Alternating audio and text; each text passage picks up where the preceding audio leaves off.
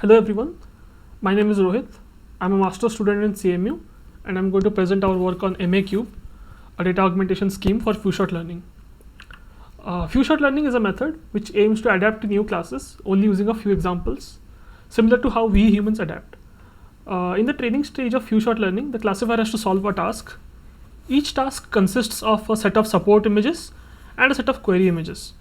The classifier has to predict the labels for the query images using the support set.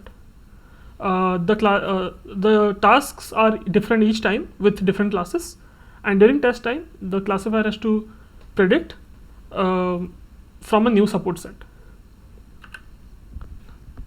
Here are some popular approaches to few-shot learning. Prototypical networks compute embeddings from the support set, and the classes for the query set are based on the k-nearest neighbors scheme. Matching nets use a similar attention mechanism to compute the similarity between the query image and each of the support images. MAML, on the other hand, learns a parameterization which leads to fast adaptation to a new task with only a few gradient steps. So these are some of the popular approaches to few-shot learning. Now let's talk about data augmentation. So DAGAN is a generative approach to augmenting data.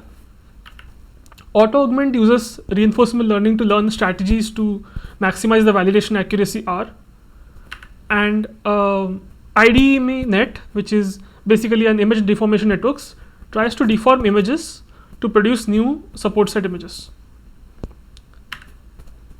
So before we talk about the motivation, the problem with the current approaches is that DAGAN requires a lot of similarity in the images.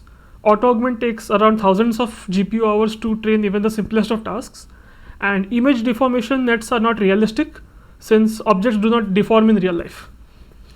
So the motivation comes from the fact that humans register multiple snapshots of the same object. For example, this chair. So we humans basically take a lot of snapshots of the chair by looking around a bit. So basically these are like 3 camera views of the same chair, which will lead to these different images. However, we do not have 3D volumes in the dataset. So we cannot generate all these images. So what is the best that we can do? So the best that we can do is try to approximate the perturbations in the camera model. So consider a 3D world coordinate XYZ and its projection in the image plane U1 V1. So considering that the depth Z is much greater than 1, and under the pinhole camera model we have U1 is X by Z and V1 is Y by Z. Now consider a slightly different camera parameters R and T, which lead to this new projection U2 V2. So we know that the homogeneous equations is are basically U2 V2 1 is R times the world coordinates plus T. Now we assume that the rotation and translation are very small, so that these parameters are much lesser than 1, and we expand the terms in the rotation matrix using the Taylor expansion, and this is the rotation matrix. This is the approximate rotation matrix. After doing a bit of algebra, the point in the second image plane is related to the first one by this. So U2 V2 is a transformation of U1 V1, and the transformation is an affine matrix, and the parameters of the affine matrix delta are very small. So this is an affine transform and with slight deviation from identity, and we do not need 3D volumes to convert one image to other because affine transform only works on 2D points. So this provides us a scheme for data augmentation. So this is the framework that we propose.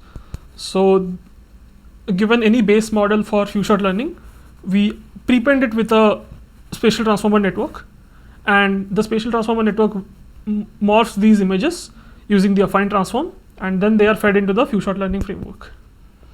And the STN is basically trained in an adversarial fashion.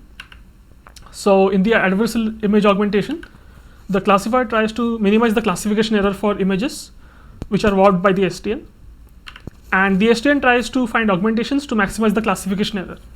So overall we optimize a max mean objective. Furthermore, there is a penalty added to the STN for deviating from the identity transform. So here are some results.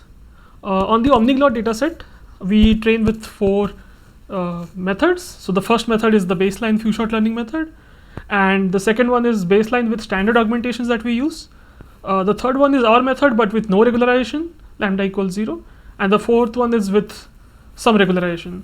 So we can see that in general augmentations perform better than the baseline itself, but even the baselines perform very well. So the metrics are very saturated here, and OmniGlot is not a very suitable dataset.